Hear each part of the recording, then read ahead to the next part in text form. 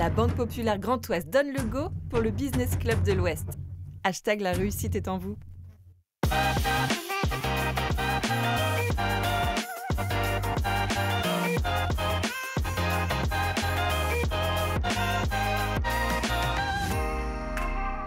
Bonsoir à toutes et à tous, soyez les bienvenus pour le dernier rendez-vous de cette 9e saison. Nous sommes très heureux de vous accueillir pour ce Business Club de l'Ouest, l'économie décryptée par ceux qui la font depuis le fabuleux atrium de la Banque Populaire Grand Ouest que nous remercions pour son soutien, mais également en remerciant les chroniqueurs du jour. Merci à vous, Benoît Cattel, vous êtes le directeur général de la Banque Populaire Grand Ouest. Merci à vous, Anne-Marie Kemener, commissaire général du SPACE. Et merci à vous, Éric Chalambalval, le président du MEDEF 35 et le président SAS La Feuille d'Érable. Merci à vous trois. Nous sommes aujourd'hui très fiers pour cette dernière émission de la saison avant de vous retrouver en septembre à la rentrée. Très fiers de mettre en lumière l'engagement des 10 000 femmes et hommes qui œuvrent bénévolement pour la cause du sauvetage en mer. Disponibles jour et nuit et par tous les temps, ils donnent bien souvent de leur temps, c'est une certitude, leur énergie, mais aussi parfois leur vie. La SNSM fête cette année ses 200 ans. Je vous demande de les applaudir, ainsi que son directeur de la formation, Didier Moreau, qui va venir nous rejoindre.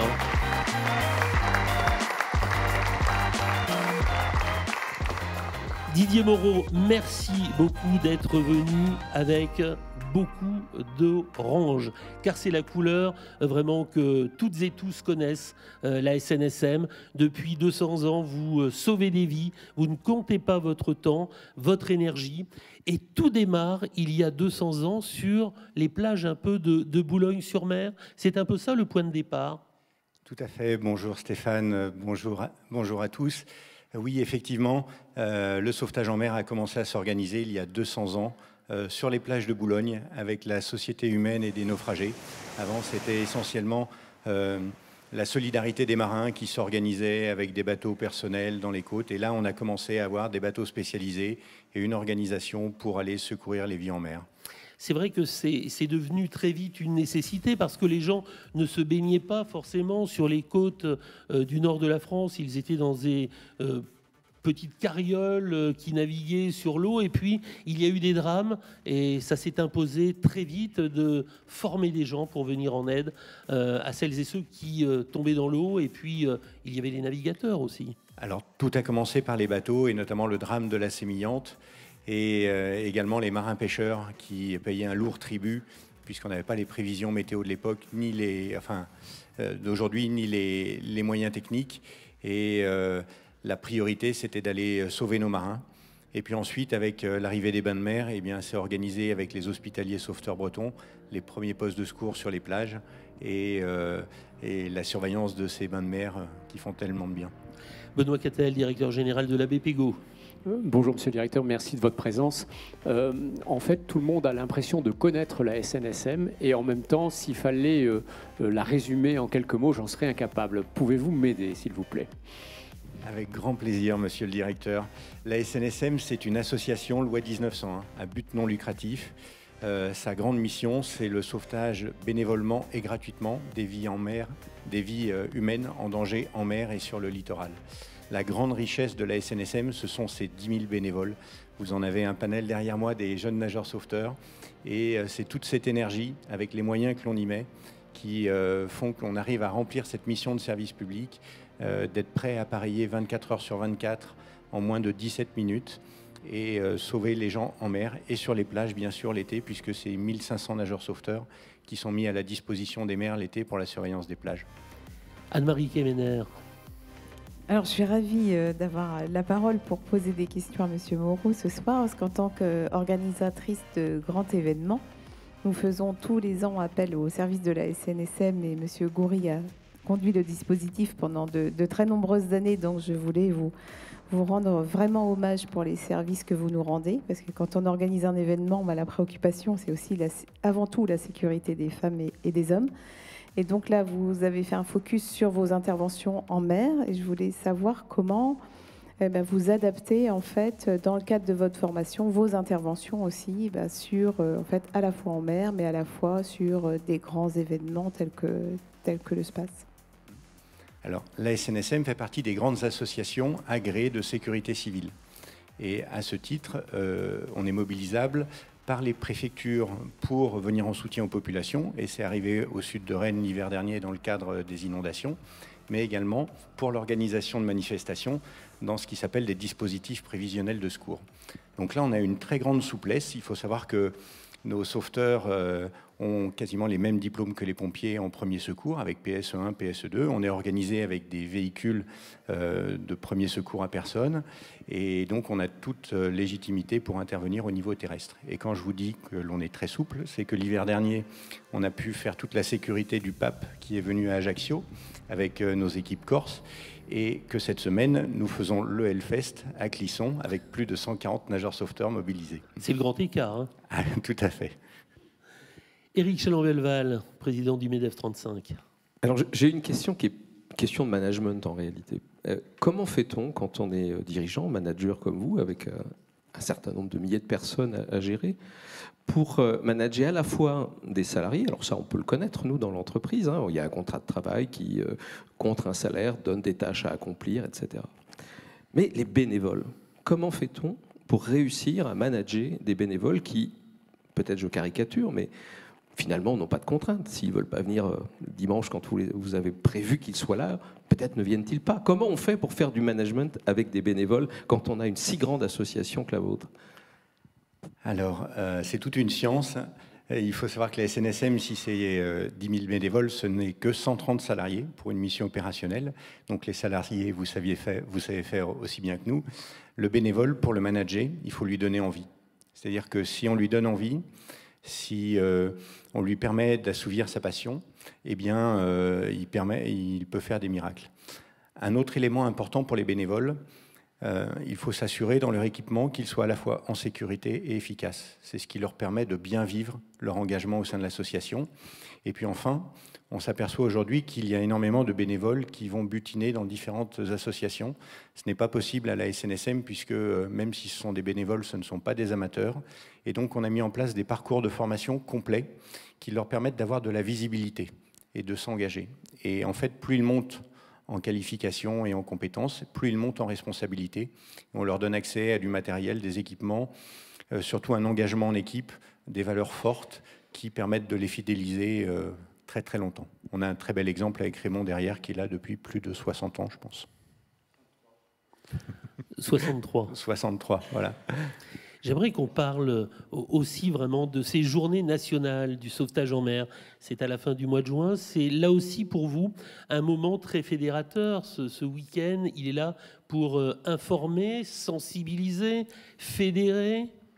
Oui, tout à fait, puisque la fin du mois de juin, c'est avant tout le début de la saison estivale et on a une vraie saisonnalité dans nos opérations en mer, hein, que ce soit sur les plages ou au large.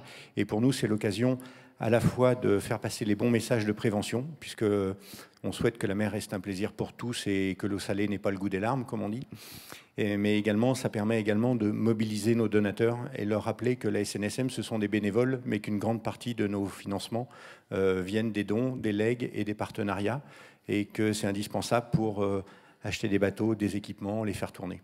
Benoît, ça vous parle, ce soutien? Oui, en fait, ma question portait sur le fonctionnement économique de cette grande association. Au départ, c'est un service public, hein, comme vous l'indiquez, l'État vous délègue une mission. Et moi, je voulais savoir un peu dans les recettes que vous avez, comment elles se répartissent, et puis ces recettes, à quoi elles sont utilisées. Alors, le budget de fonctionnement de la SNSM, c'est à peu près 61 millions d'euros. On a 10 millions qui viennent de l'État et qui cherchent à raboter un petit peu. On a surtout une grande partie qui viennent de nos 220 000 donateurs et de nos partenaires et qui permettent de financer les équipements. La part structurelle est très faible puisque c'est à peine 4,7% de notre budget. Tout le reste part pour les canaux, les équipements, les entraînements pour nos bénévoles, de même pour la surveillance des plages, et on a à peu près 10% pour eh bien, la communication et le fait de pouvoir faire grandir le nombre de bénévoles et les fidéliser, le nombre de donateurs et les fidéliser, puisque c'est essentiel pour nous également. Anne-Marie. Ma question rejoindra aussi celle d'Éric Chaland-Belval tout à l'heure sur le management, parce que c'est quelque chose qui interroge, à savoir comment, dans le cadre de la formation, justement, vous réussissez à insuffler un esprit d'équipe, un esprit de corps à des personnes, des bénévoles qui viennent d'horizons différents, qui ne sont pas forcément toujours en intervention ensemble. Donc, comment vous pouvez insuffler cet esprit d'équipe qui est forcément indispensable dans le cadre de vos interventions? Alors, donc cet esprit, il est primordial, il est essentiel. Et au-delà du temps d'intervention, on ne peut pas s'improviser sauveteur. Et un canot de sauvetage, ce n'est pas le village gaulois d'Astérix. C'est-à-dire que tout est organisé, chacun a son rôle, et on ne peut pas improviser, c'est-à-dire même si on doit s'adapter au terrain. Et donc ça passe par la formation, mais aussi les exercices, les entraînements en station. Et donc très régulièrement, une station de sauvetage, c'est 40-50 personnes qui se relaient H24, 7-7, de manière à toujours en avoir 6, 7, 8 opérationnels prêts à appareiller en moins d'un quart d'heure.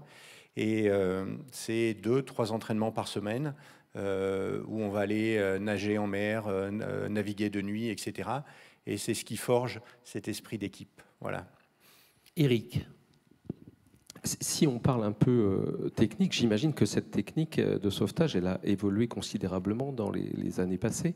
Est-ce que vous pouvez nous en dire un mot? C'est-à-dire que vous avez des petits canots, je crois, et puis il y a des grands navires de 17,50 mètres. C'est quoi l'évolution technologique? Et puis c'est quoi l'évolution du process de formation? Parce que là aussi, je pense que vous avez complètement revisité la façon dont vous formez les sauveteurs.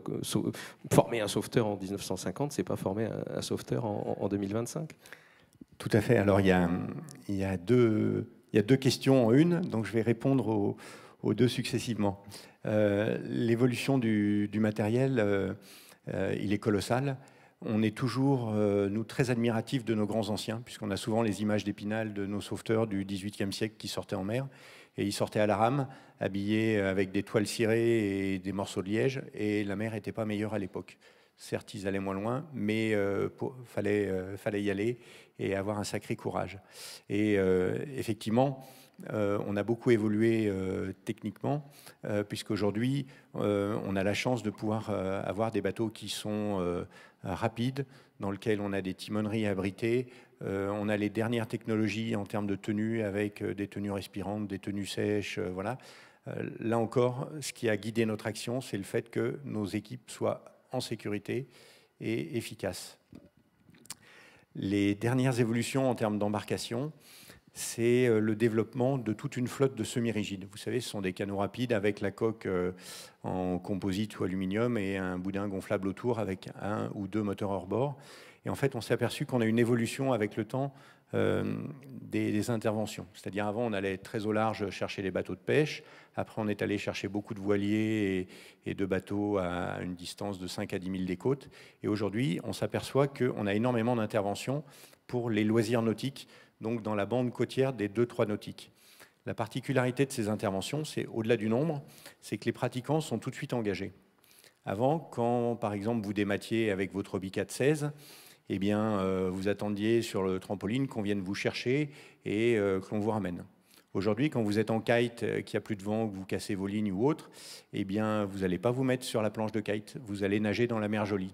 Ce qui veut dire que vous aurez beaucoup moins d'endurance que quelqu'un qui peut nous attendre sur une coque.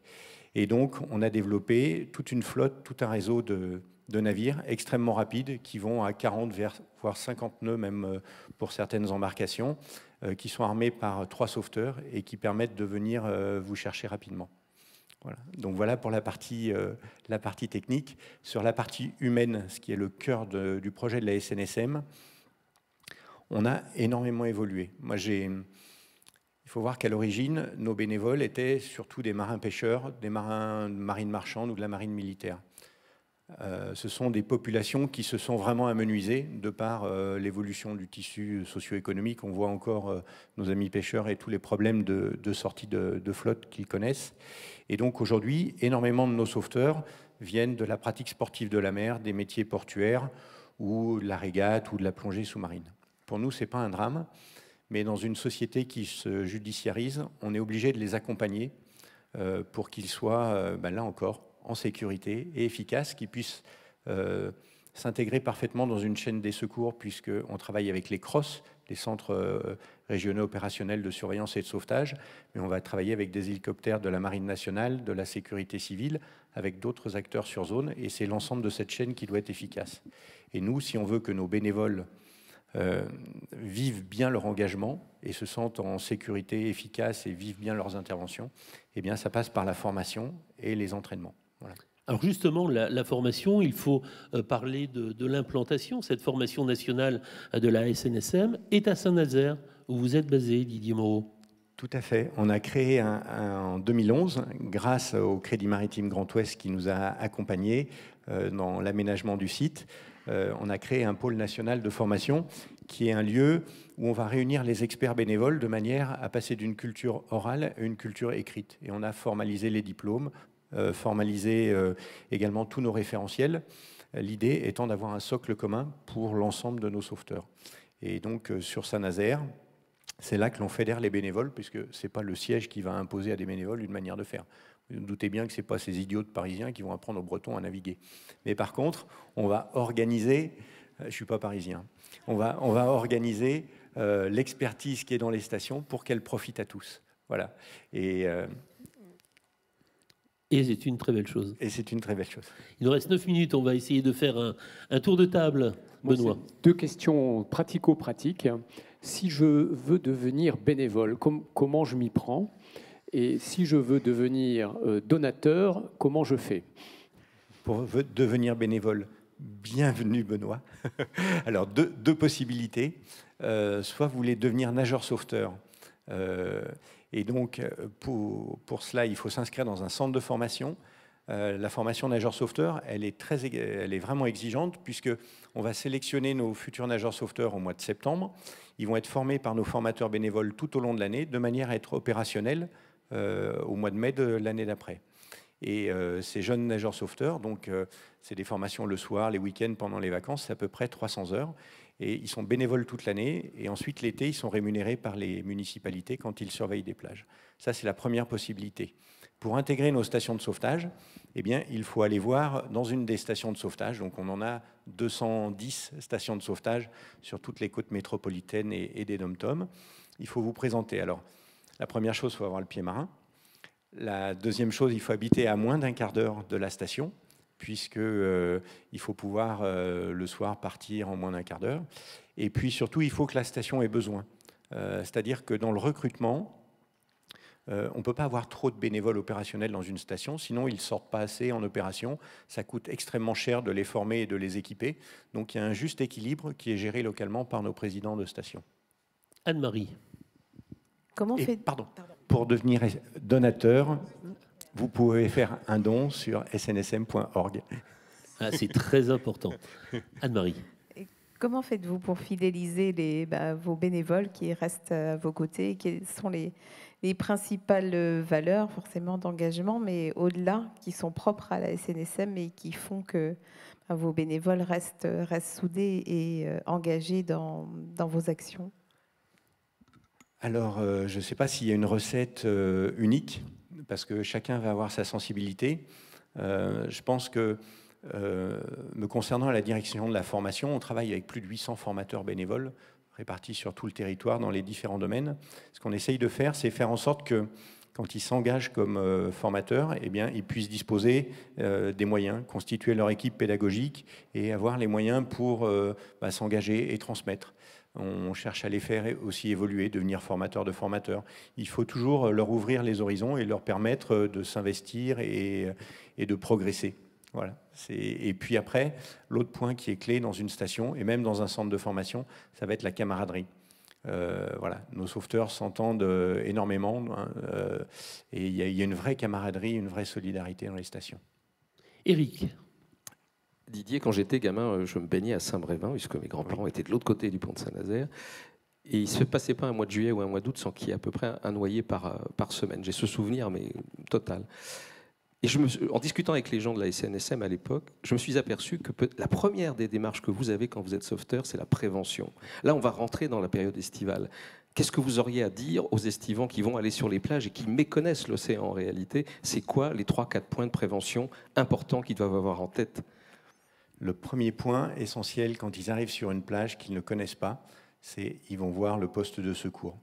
Le poste de secours, vous allez avoir le balisage de la plage, ils peuvent poser des questions aux sauveteurs, ils sont là pour être en relation avec le public, pour les accompagner, et parce qu'en fonction des heures de marée, vous allez avoir des dangers, des courants et autres, et c'est vraiment la première chose, aller les voir et pas se précipiter dans l'eau, prendre le temps, on est en vacances, et voilà, ça c'est essentiel, et se baigner sur les plages surveillées, aux heures surveillées.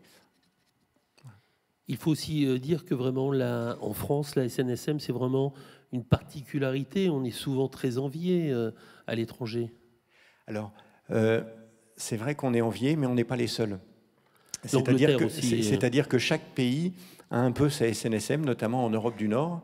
Et en anglais, ce sont nos homologues de la RNLI que l'on a eu la chance de recevoir la semaine dernière. Mais en Hollande, la KNRM, enfin chaque pays comme ça a sa SNSM. Et ce qui est bien, c'est qu'on échange énormément. On est regroupé au sein d'un organisme qui s'appelle l'IMRF, International Maritime Rescue Federation. Et donc, tous les ans, on se retrouve pendant une semaine, on échange des équipages et on benchmark à la fois nos techniques, nos formations, le matériel, les équipements, etc., de manière à tous apprendre les uns des autres et enrichir pour être plus efficaces. Benoît. J'ai en tête que vous projetez un investissement justement à Saint-Nazaire en matière de formation. Est-ce que vous pourriez, non pas nous décrire les formations, mais nous décrire les lieux tels que demain on pourra les visiter ou aller se former? Oui.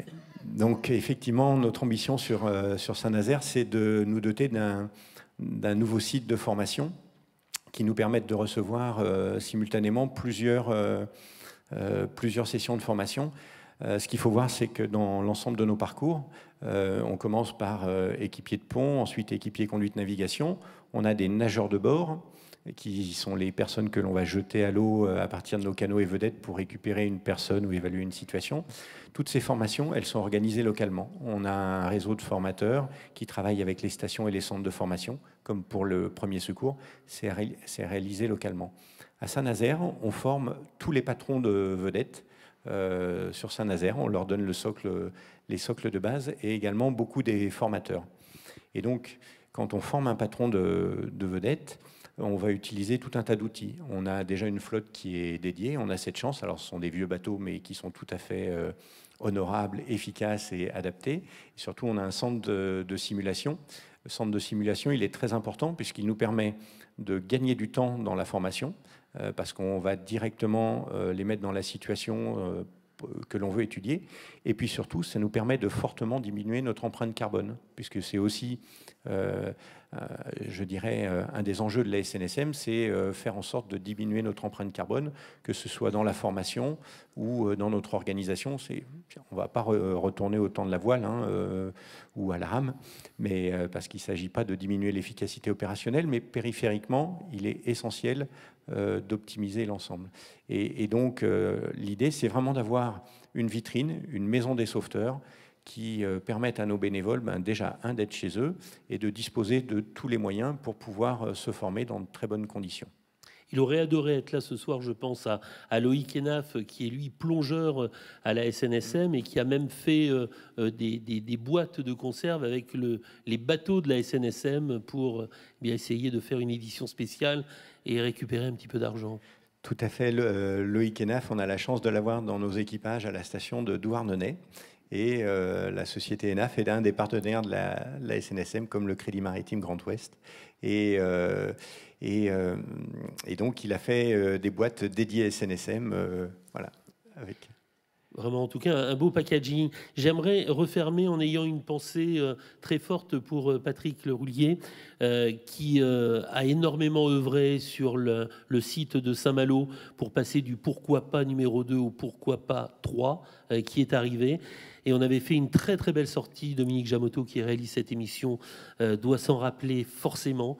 Merci en tout cas aussi pour cette pédagogie que vous faites autour de vous et vous diffusez aussi vraiment beaucoup de bienveillance. Donc j'aimerais qu'on vous applaudisse à nouveau très très fort l'ensemble de la SNSM qui fête ses 200 ans. Passez de très belles vacances. Benoît, Anne-Marie, Eric, on aura grand plaisir à vous retrouver dès le mois de septembre pour de nouvelles aventures du Business Club de l'Ouest. Encore merci.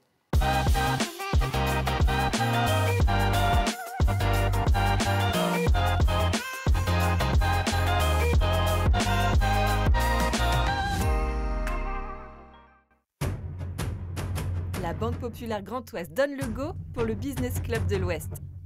#la réussite est en vous.